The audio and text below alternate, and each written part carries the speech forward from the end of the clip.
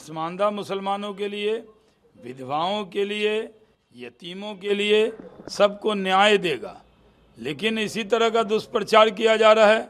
जो लोग CAA पर, सिटीजनशिप अमेंडमेंट एक्ट पर जिस तरह दुष्प्रचार करते थे कि मुसलमानों की नागरिकता छिन जाएगी, उसी तरह का दुष्प्रचार कुछ लोग सोची समझी राजनीति के तहत, कांग्रेस हो या ओवैसी, इस तरह का दुष्प्रचार कर रहे हैं, मुसलमानों को गुमराह कर रहे हैं।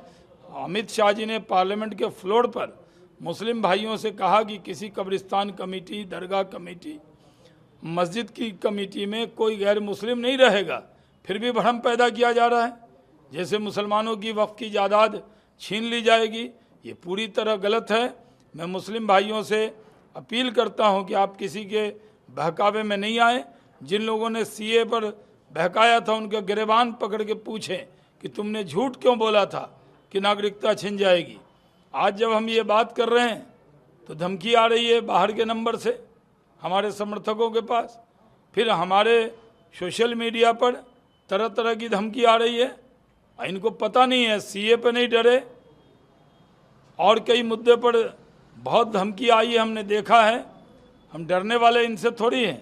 अभी जा रहे हैं DGP साहब को कंप्लेन करेंगे और उनको बताएंगे कि जो लोग हैं उन सबका निकाल लिया स्क्रीनशॉट, उनको देंगे, उस पर कार्रवाई हो। भारतीय जनता पार्टी में जिस दिन आए उस दिन से ही निडर निर्भीक होकर काम करते हैं। जिम्मेदारी है पार्टी के लिए, राष्ट्र के लिए, समाज के लिए मजबूती से काम करना और निडर और निर्भीक होकर काम किया है। इसलिए धमकी चमकी से डरने वाले नहीं हैं। कई पार्टियां जो है सुप्रीम कोर्ट की तरफ रुख कर दी है इस अमेंडमेंट बिल को लेकर, उनको क्या कहेंगे? उनके पास बहुमत नहीं था तो कोर्ट ही जाएंगे। कोर्ट में भी ये एक्ट पूरी तरह फिट पाया जाएगा, कोई बदलाव होने वाला नहीं है। ये लोग गुमराह करने के लिए इस तरह का बयानबाजी कर रहे हैं और जा रहे हैं और तरह तरह से दबाव बना रहे हैं। नीतीश कुमार जी की JDU पर, चिराग पासवान की पार्टी पर, चंद्रबाबू नायडू की पार्टी पर, मांझी जी की पार्टी पर, जयंत चौधरी की पार्टी पर कि उन्होंने समर्थन क्यों किया, उनके लिए भी बयानबाजी कर रहे हैं। और ये बताएं कि जब नीतीश कुमार जी ने पिछली बार इतनी बड़ी तादाद में मुस्लिम समाज के लोगों को टिकट दिया था, एक भी MLA क्यों नहीं जिताया था उस वक्त, जो आज समाज के ठेकेदार बन रहे हैं? इतना अच्छा काम उन्होंने माइनॉरिटी के लिए किया, आज उनके लिए भी बोला जा रहा है, जो बहुत दुर्भाग्यपूर्ण है। लेकिन उनके पार्टी के कई नेता जो है पार्टी छोड़ दिया बस ये अमेंडमेंट बिल की वजह से। अरे ऐसा, हम तो NDA में हैं 20 साल से। नीतीश कुमार जी, उनके जो नेता पार्टी छोड़ कर गए हैं वो नेता भी नहीं है उनके, वो सब फर्जी नाम है, कोई एस्टेब्लिश नाम नहीं है। आप ही लोग मीडिया वाले उनको कभी पहचाने हैं?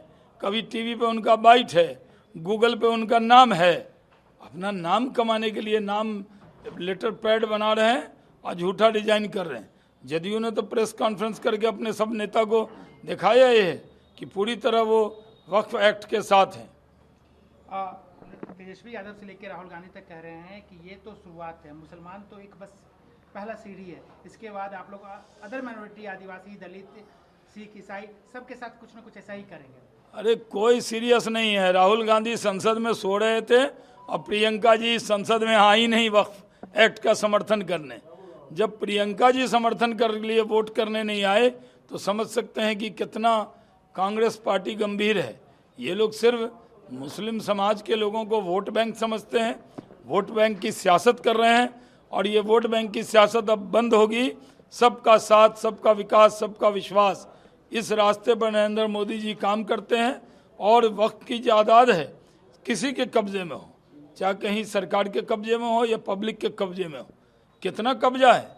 इसी पटना में पूरा डाक बंगला चौराहा, लालू जी ने पार्लियामेंट के फ्लोर पर कहा था कि डाक बंगला चौराहा पे सब कब्जा करके बैठ गए लोग।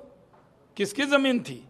जिन लोगों ने बड़े बड़े मॉल बना लिए हैं, बड़े बड़े बिल्डिंग बना ली, उनका क्या ख़ानदानी जायदाद थी उनकी? किसकी ज़मीन थी? वक्फ में वो रजिस्टर्ड है कि नहीं वक्फ में? लेकिन कौड़ी के भाव जो है मुतवल्ली लोग बेच देते हैं।